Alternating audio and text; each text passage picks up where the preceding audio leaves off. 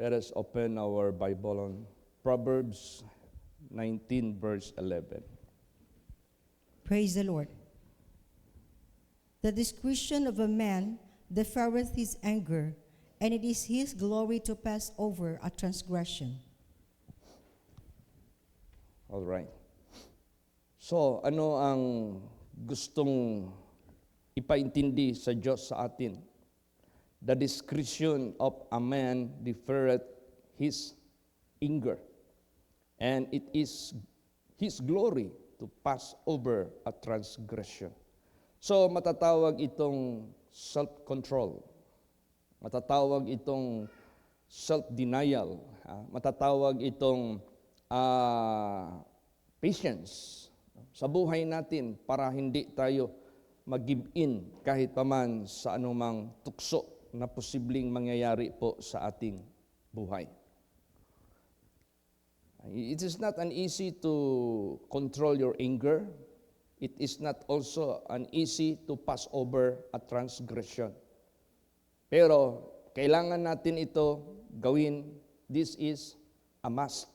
This is necessary for us na makontrol natin kahit paman ang ating sarili, ang ating buhay. Na wala nang ibang magbibigay po sa atin ng tanawin o modelo sa ganitong uri na pamamaraan. Walang iba ang ating Panginoong Hesukristo. Kaya nga sinabi diyan, whosoever looketh at Him shall appear without sin in the second time without sin unto salvation. Kasi si Lord Jesus, siya yung gumawa talaga ng halimbawa sa atin to pass over transgression para malampasan natin ang mga paglalapastangan sa mga banal na salita ng Diyos. Meron ditong ihimplo, basahin natin ang Proverbs 16:32. Praise the Lord. He that is slow to anger is better than the mighty, as he that ruleth his spirit than he that taketh a city. Ayan. Kung iyong i-consider itong tinatawag na taketh a city or a mighty, parang nakikita natin he is a very strong person. Imagine, makuha mo yung isang syudad, you are a conqueror. Matalo mo man, ano man ang mga pakikibaka physically, talagang malakas ka. Pero, meron pang mas malalim dyan na pagtuunan natin ng pansin na mas mahalaga pa dyan. Ano yun? He that is slow to anger. Pag sinabing slow to anger, you can control yourself. Kasi itong anger kasi, pag hindi mo ito makontrol, malaking tendency, you can kill someone. Malaking tendency, you will curse anyone. Malaki ang tendency, you might fight back more than sa ginawa sa iyo. So, you are being overcame. Para bang nadaig ka ng kasamaan para gagawa ka ng masama. Pero kailangan natin control. Be not overcome of evil, but overcome evil with good. You have to be slow to anger dahil mas mabuti pa yan kaysa mighty. At yung kontrolado niya ang kanyang spirit than he that taketh a city. So meaning to say, we have to control our spirit upang ito ang siyang masunod. Let us control our flesh para ito ang hindi masunod. Di ba? Merong kasabihan, pag ang tao galit na galit, alalahanin mo lang yung Coke. Pag yung Coke, gibiyahe yan from San Ignacio going to Madsayap, alam naman natin ang daan sa Madsayap, it is rugged road. It is up and down. So mayugyug talaga yung mga soft drinks na inahatid sa Madsayap from San Ignacio, yung baryo sa Manay. So anong mangyayari? Pag yan ay dumating doon at binuksan ka agad, siguro kalahati ng Coke matatapon Kasi boiling yung ano niya yung kanyang, tanatawag yan, yung spirit ng soft drinks. So, ganon din ang tao. Pag nasa anger ka, you have to wait to cool down your blood, your temper, bago buksan yung bibig. Kasi pag binuksan mo yung bibig in the height of mainit pa yung dugo mo, magsasalita ka talaga ng hindi maganda na later pagsisihan mo rin. Later, may damage nang nangyayari. Kaya napaka-importante itong self-control. Praise the Lord. Kung sa bunga ng Espiritu, that is temperance. Ano pa? Long-suffering. Kaya mong matiis ang lahat. Basahin natin. Proverbs 20 verse 3. Praise the Lord. It is an honor for a man to cease from strife, but every fool will be meddling. Yan. So makukumpara mo dito ang isang tao na honorable. It is an honor for a man to cease from strife, but every fool will be meddling. Alam mo yung mga fool, walang pakiyon, magmi-middle sa mga banggayan. Kaya nga, marami dyan nangyayari. Pag nagmi-middle ka sa nag-aaway sa dalawang partido, minsan, ikaw pang mamatay, ikaw pa ang nasaksak, ikaw pa ang nadamay. So, therefore, sa buhay natin, cease from strife. Marunong ka mag-control. Tsaka itong provocation sa buhay natin, hindi lang yung paggalit ka, out of temper. Ang provocation, pwede din yung lust. Ipoprovoke ka to lust, sa lust of the flesh. Pwede ka rin ipoprovoke sa lust of the eyes. Pwede ka rin ipoprovoke, hindi naman siguro provocation ang term dyan, kundi i-tempt ka, i-allure ka, i-seduce ka sa lust of the eyes and lust of the flesh, and of course, pride of life. Minsan itong pride of life natin, pag nahamon ito at hindi natin na-control yung sarili natin, ang dami na nating sasabihin na hindi maganda. Ang dami na nating ibabato sa ating mga kaaway. Sobra pa kaysa nabato sa iyo. So parang nangyari na overcome ka ng kasamaan ng mga pagsubok sa buhay mo. So napaka-importante po yung kontrolado natin ang ating espiritu under the counsel of God, under the example of Jesus Christ, under the counsel of the Lord Jesus Christ. Kaya, anong sinabi dito? How to deal with? Paano natin i-deal yung mga pagsubok sa buhay natin? Basahin natin. Proverbs 25 verse 21. Praise the Lord. If thine enemy be hungry, give him bread to eat, and if he be thirsty, give him water to drink. Yes. What do you mean of this? Naalaala niyo yung na-atake yung people of God dito sa Holy Scripture. Tapos, yung mga kaaway, binulag sila ng Diyos. Nung binulag sila ng Diyos, di nila alam, sila pala ina-cornered na ng mga people of Israel. Napalibutan na sila ng people of Israel. Ngayon, ang guidance ng Diyos sa propeta, huwag nyo silang saktan. Huwag nyo silang patayin.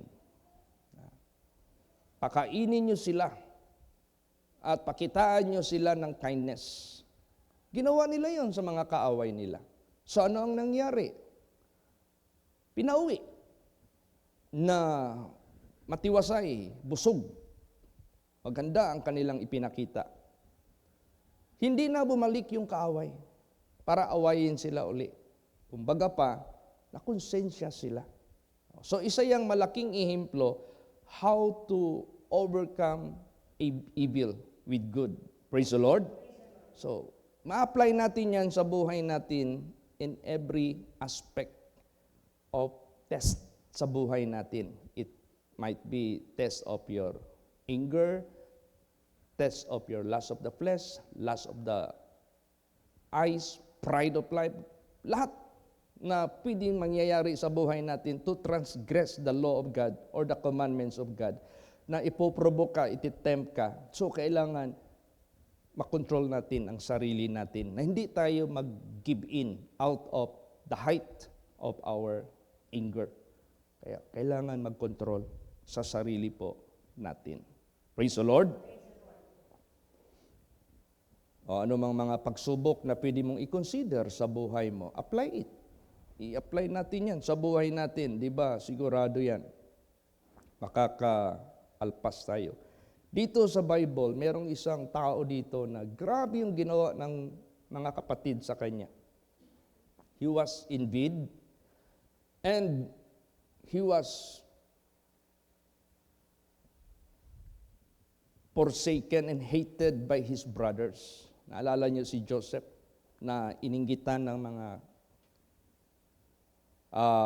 kapatid dahil binigyan siya ng multicolors na coat ng kanyang father. At ano pa yung mga advantage na binigay ng papa sa kanya? Kasi anak siya ng katandaan. Iba talaga yung anak sa katandaan. So, nainggit ngayon yung mga kapatid. Ang ginawa nila, binugbog nila, pagkatapos hinulog nila doon sa balon, naisipan nila, wala naman tayong mapala kung patayin natin ito. Eh, may dumaan doon na mga Ismailites. Kumbaga pa mga Maranao, kung dito pa yan sa Mindanao, mga negosyante, na namimili ng mga servants sa Africa, sa Ethiopia, kung saan-saan. Tapos dadalhin nila sa Egypt. Sabi nila, ay, ibenta na lang natin si Joseph with the price of 30 pieces of silver. Malaking halaga na yan noon.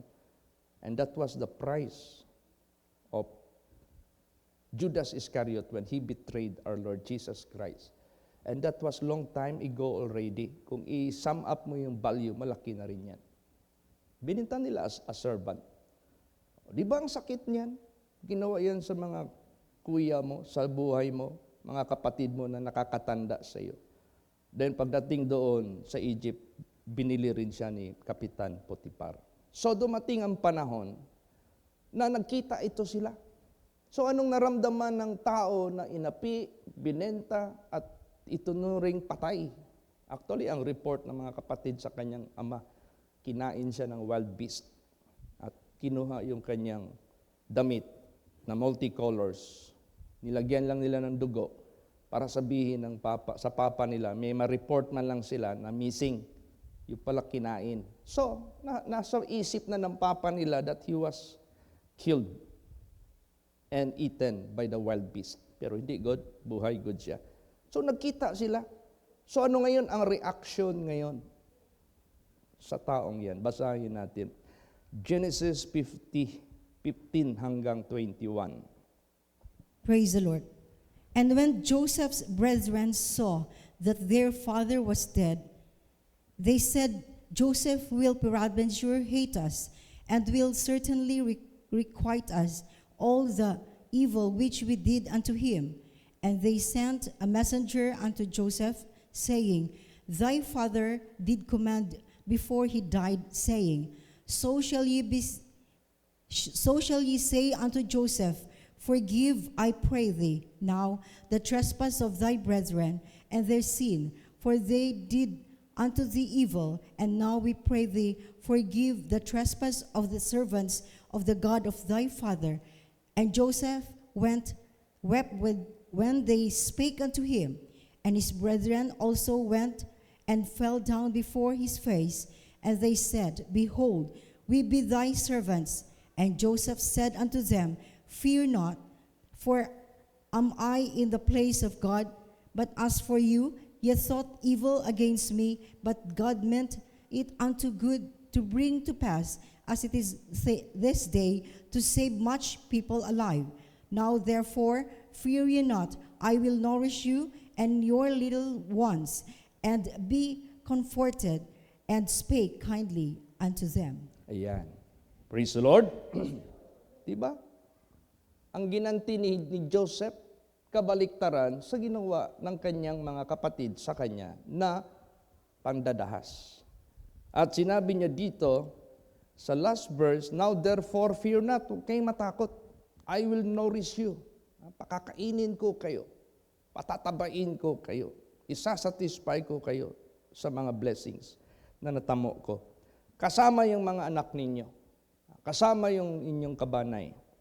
And He comforted them. Dahil takot na sila eh. Talagang nakonsensya na sila. So kinumport niya sila. And He spake kindly unto them. Praise the Lord. So dito natin makikita ang characteristic ni Joseph. It is Christ-like character. So ganun din sa buhay natin, gayahin natin perfectly ang karakter ni Joseph at ang karakter ng ating Panginoong Hesukristo. Praise the Lord. That is how we overcome evil by good. Yan yung tinuturo ng Diyos sa buhay natin. And let us apply it unto all angle of test, aspect of test sa buhay natin. I-apply natin ito. This is very good example. At mismo, sa bibig ni Lord Jesus Christ, lumabas talaga yan. Basahin natin. Matthew 5:44 hanggang 45. Praise the Lord. But I say unto you, love your enemies, bless them that curse you, do good to them that hate you, and pray for them which despitefully use you and persecute you, that ye may be the children of your Father which is in heaven. For He maketh His sun to rise on the evil and on the good, and sendeth rain unto the just and on the unjust. See? Napakalawak ng consideration ng Diyos, napakalawak ng patience ng Diyos, napakalawak ng kanyang kindness. Kung magpaulan siya, lahat maulanan. Yung mga just and unjust, yung mga nagki-curse sa kanya, tsaka nagbi-bless sa kanya, yung mga naniniwala sa kanya at hindi naniniwala sa kanya, pare-pareho sila, they benefit the rain.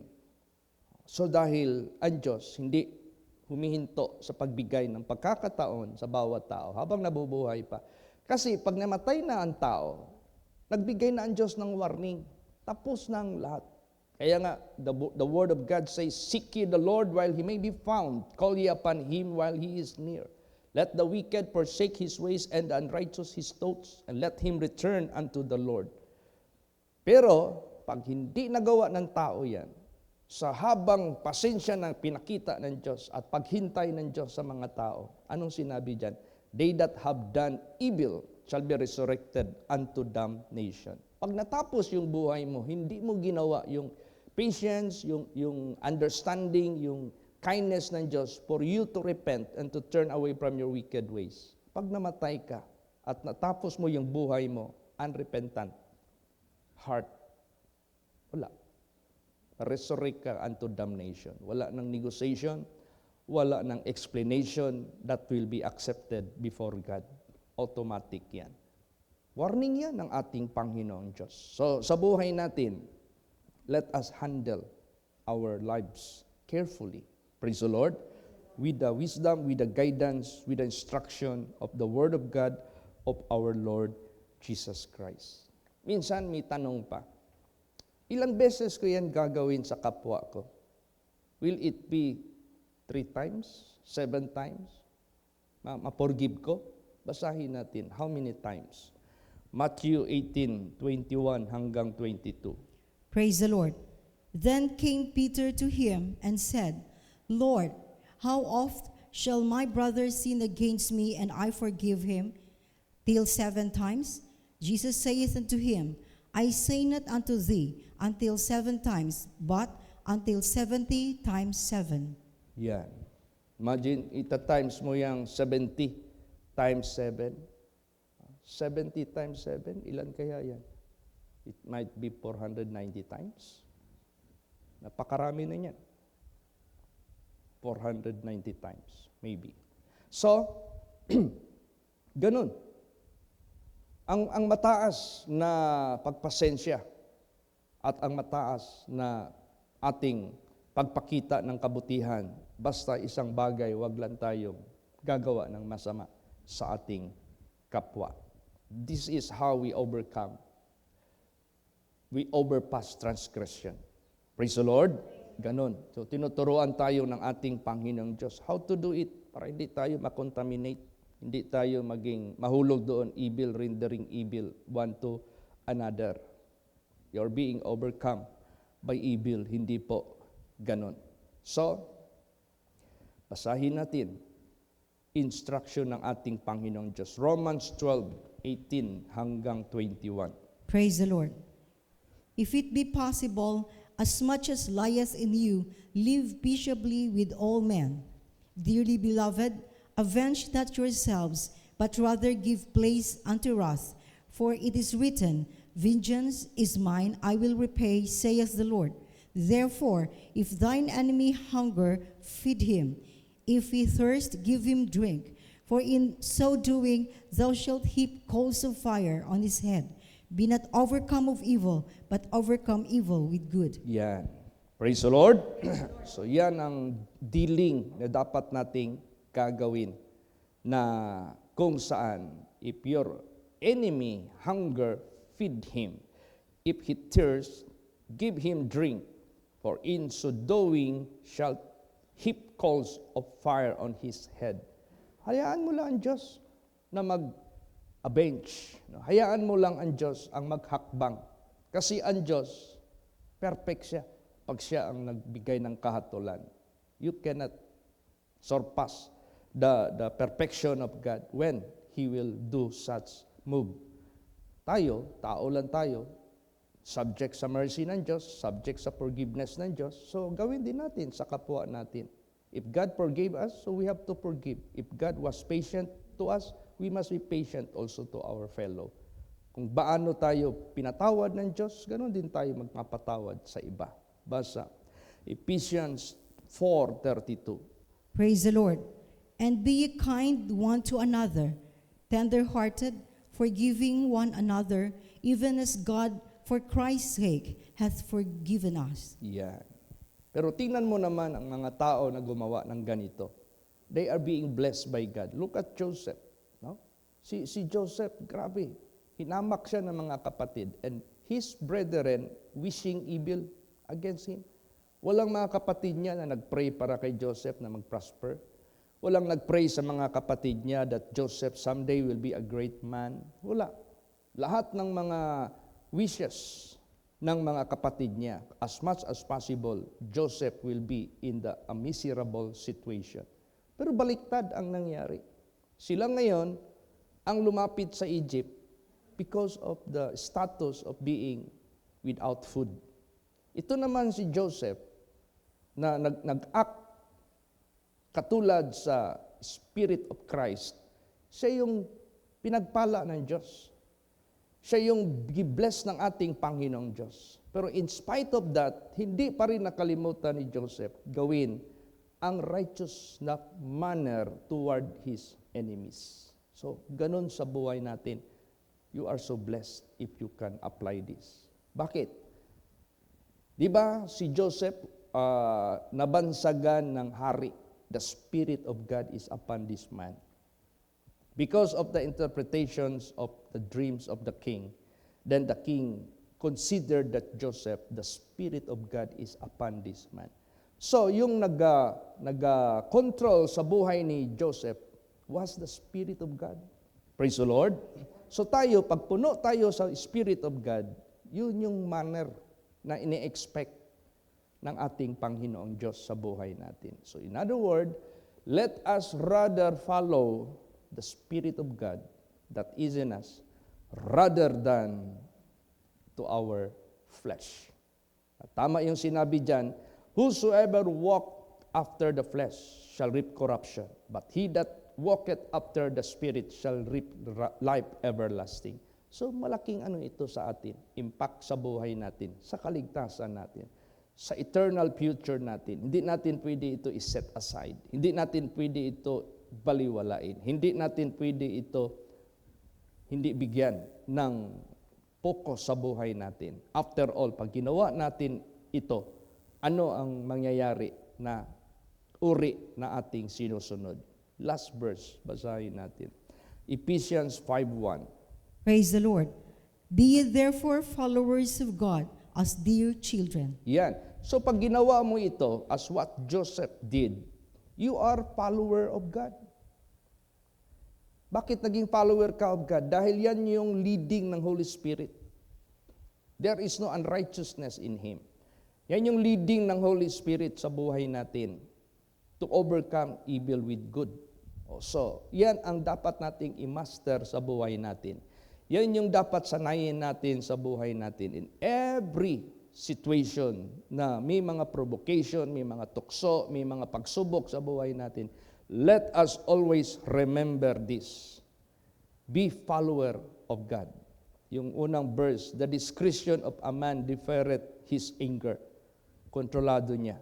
It is his glory to pass over a transgression. So ang kanyang motivation, paano siya maka-overcome sa mga transgressions. So kailangan mong i-control ang sarili mo para hindi ka hahakbang beyond the limit na binigay ng Diyos sa buhay natin. So let us look to the examples in the Holy Scripture, like Joseph, like Jesus Christ, and like the people of Israel. Yung na-corner nila ang mga kaaway, but they fed them.